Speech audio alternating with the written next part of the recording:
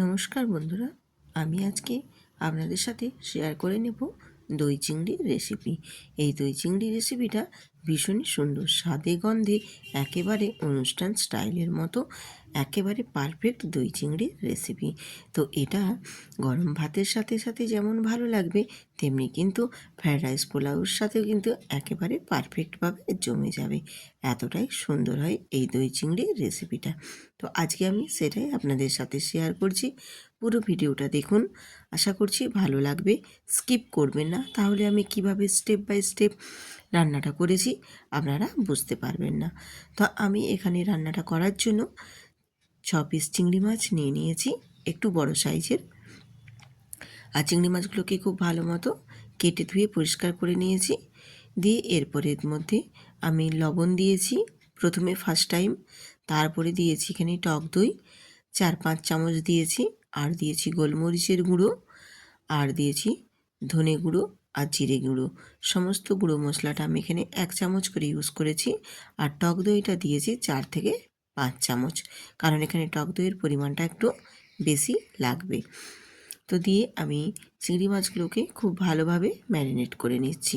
তো এই সমস্ত মশলার সাথে চিংড়ি মাছগুলোকে যত ভালোভাবে ম্যারিনেট করে একটু ম্যারিনেশনটা বেশিক্ষণ টাইম নিয়ে রেখে দেবে, ততটাই কিন্তু এই দই চিংড়ির রেসিপির টেস্টটা কিন্তু ভীষণ আসবে। তো আমি এখানে চিংড়ি মাছগুলোকে ম্যারিনেশন করে নিয়েছি। দিয়ে আমি এই চিংড়ি মাছগুলোকে খুব ভালো মতো একটু রেস্টে রেখে দেব। তো কিছুক্ষণ রেস্টে থাক, তারপর আমি চলে এলাম গ্যাসেতে একটা প্যান বসিয়ে দিয়েছি। দিয়ে আমি দিয়ে দিয়েছি এখানে রিফাইন অয়েলটা খুব ভালো মতো একটু গরম করে নেব। আর গ্যাসটাও অন করে দিয়েছি। দিয়ে আমি দেখো চিংড়ি মাছটা যে ম্যারিনেশন করে রেখেছিলাম সেটা এবারে আমি একটা একটা করে গরম তেলের মধ্যে দিয়ে ভেজে নেব। আর চিংড়ি মাছগুলো যাতে ভাজার সময় না গুটিয়ে গোল হয়ে যায়, তার জন্য আমি চিংড়ি মাছগুলোর মধ্যে একটা কাঠি ঢুকিয়ে দিয়েছিলাম। তাহলে চিংড়ি মাছগুলো সব লম্বা লম্বা থাকবে এবং দেখতেও ভালো লাগবে। আর চিংড়ি মাছগুলো আমি এখানে ভাজতে দিয়ে দিয়েছি। তো চিংড়ি মাছগুলো কিন্তু খুব বেশি হার্ড করে ভাজার দরকার নেই। চিংড়ি মাছ একটু হালকা করেই নেড়ে চেড়ে ভেজে নেব। আর চিংড়ি মাছ একটু বেশি ভাজা হয়ে গেলে তখন একটু হার্ড হয়ে যায়, তখন কিন্তু চিংড়ি মাছ খেতে খুব একটা ভালো লাগে না। তার জন্য একটু উল্টে পাল্টে দুটো সাইড জাস্ট একটু লালচে হয়ে যাবে, তারপর আমি নামিয়ে নেব। খুব লালচে হবে না, জাস্ট একটু কালারটা চেঞ্জ হবে। আমি তোমাদের দেখিয়ে দেবো, দেখো আমি কি পর্যায়ে চিংড়ি মাছটা ভেজে তারপর নামিয়ে নেব। তো আমি রূপা ব্লগস রূপা চ্যানেলে আপনাদের সবাইকে স্বাগত জানিয়ে আজকে রেসিপি শুরু করেছি।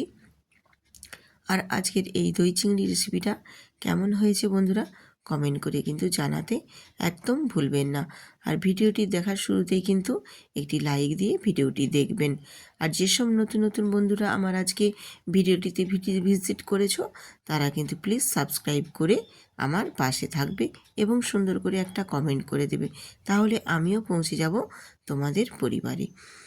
তো আমার এখানে দেখো চিংড়ি মাছগুলো হালকা শুধু কালারটা চেঞ্জ হয়েছে, সেই পর্যায়ে আমি কিন্তু চিংড়ি মাছগুলো ভেজে তুলে নিলাম। এরপর এর মধ্যে দিয়ে দিলাম, এখানে আমি পেঁয়াজ গ্রেট করে নিয়েছি। এখানে আমি 2টো পেঁয়াজ গ্রেট করেছি, তোমরা চাইলে মিক্সিতে বেটেও নিতে পারো। তো আমি খুব মিহি করে গ্রেট করে নিয়েছি।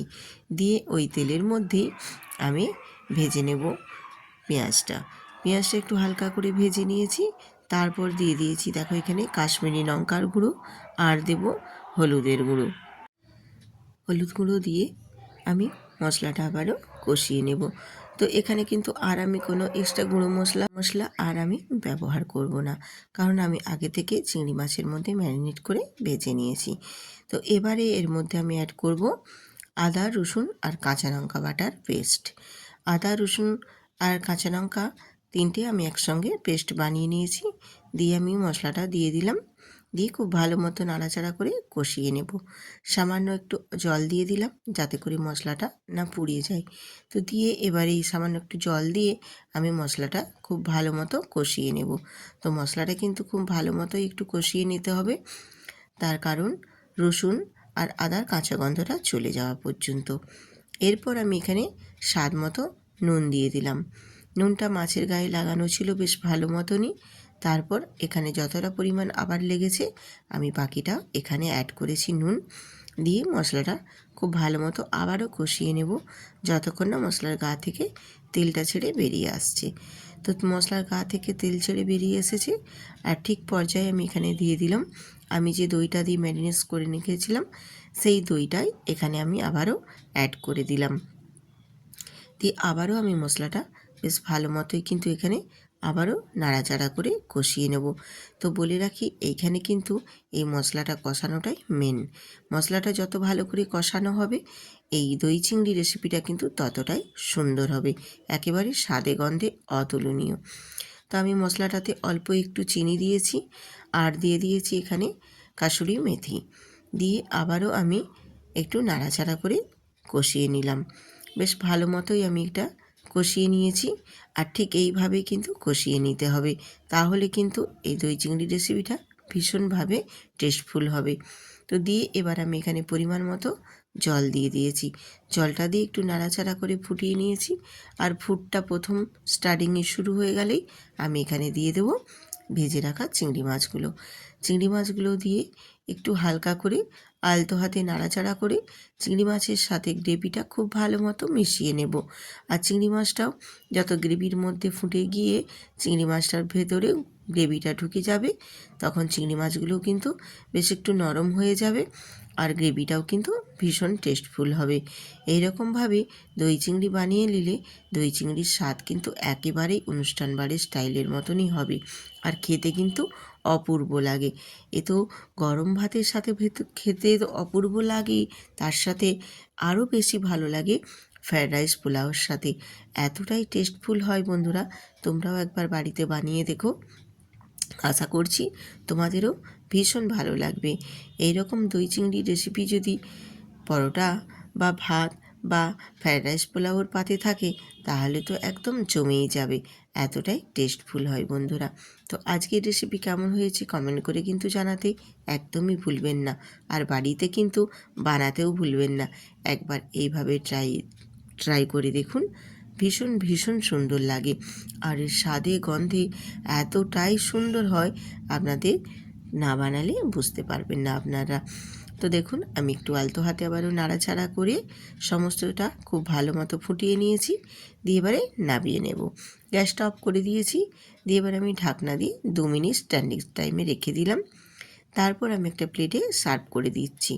তো এই দই চিংড়ি রেসিপিটা কতটাই লোভনীয় হয়েছে নিশ্চয়ই দেখে আপনারা বুঝতে পারছেন এবং কতটাই টেস্টফুল হবে সেটাও নিশ্চয়ই বুঝতে পারছেন।